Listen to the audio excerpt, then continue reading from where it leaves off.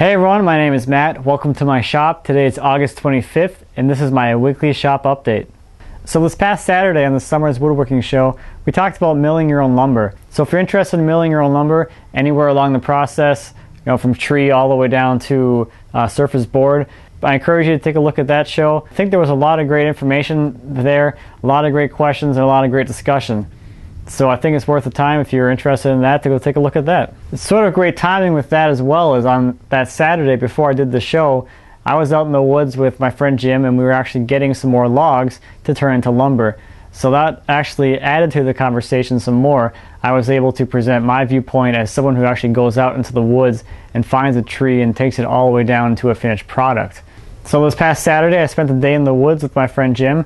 Like we always do, we go out there, we find any trees that are already down or dead or dying or heavily damaged. We take them out as logs and then eventually we'll mill them into lumber. This weekend was pretty interesting because I brought my camera with me. So I'm trying to piece together the footage from that day to basically come up with a cohesive video that is both entertaining and valuable to you guys. And it was a pretty exciting day. We did get a few logs here and there, but the majority of the time we did spend was actually developing a bit of a larger trail so that we could get the pickup truck with the log arch further into the woods so that it's a little more convenient for us to get at some of the logs that are further in the back. There's a lot of great logs in the back of the property. Mostly cherry is what we noticed this time, but there's some other species as well. But a lot of the cherry logs or a lot of the cherry trees in the back of the property were either already dead or they had extensive damage or they're already uprooted. So they'd be great for turning into lumber. If you haven't already seen the first part of the coffee table build, I posted that last week and then part 2 should be out tomorrow. I've been working on that over the weekend and I'm getting pretty close to having that done and ready to go. So while I was out at the farm this week, I did empty the kiln and I pulled out some really great lumber. I have some over here, this piece of white oak here, which is extremely heavy. This is a piece of 8/4 and it's 14 inches wide and I have 7 of those. I have the whole log here, it's all cut into 8/4 and this has already been sold to a lumber customer of mine. I need to surface these for him, but these are going to become a farmhouse table. The other really notable thing that I pulled out of the kiln was a bunch of 8/4 ash slabs, and those were about 15 inches at the narrowest point and about 24 inches at the widest point, which was the crotch of the tree. So this week here in the shop was more of the same that I was working on last week. I did a lot of turning, actually I did a lot more turning this week than I did the previous week. I think I turned about 15 or 20 bowls. I roughed them out at least. My pile outside has diminished quite a bit, although I do still have quite a bit out there. One thing I did get into this week was my stack of blanks that used to be over there. I took all those blanks out and I moved some underneath my workbench, and then I have a pile here of ones that I want to turn rough.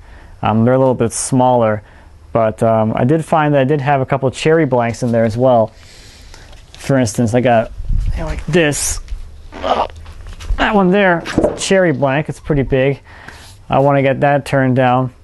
But I also forgot that at the bottom of the pile I had some really big maple bowl blanks that I wanted to turn. But for those maple blanks, I need to figure out or buy a outboard turning setup, because those blanks are bigger than the swing of my lathe, which is a 16-inch lathe, but I think those blanks are probably somewhere in the 20-inch range. So if anyone has a great outboard turning solution, I'd love to hear about those. I did see a few online. I did take some time to look. The commercially available ones are pretty expensive, so I'll probably look at building my own. So any feedback for that would be great.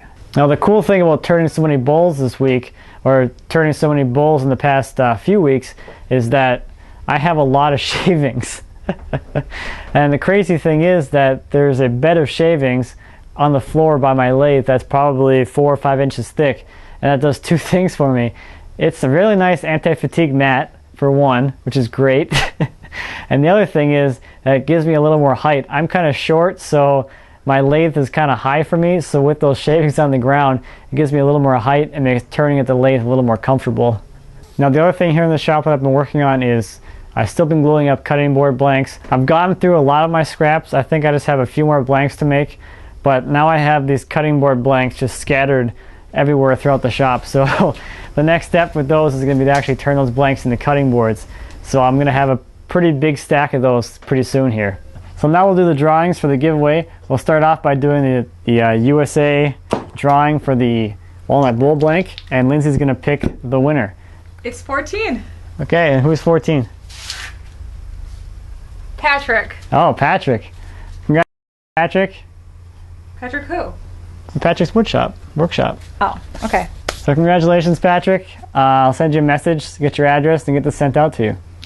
There were 39 entries to the US one and 19 to the worldwide international one, and that is for either the walnut turning blank or a box full of pen blanks.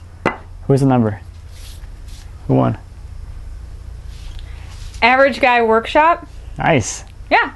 Congratulations. I'll send you a message as well and get these sent out to you. So that's all I have for this week. Thanks for watching as always. If you have any questions or comments about anything I talked about today or anything here in my shop, please leave me a comment. I'd always appreciate those, and I'd be happy to answer any questions you might have. And until next week, happy woodworking.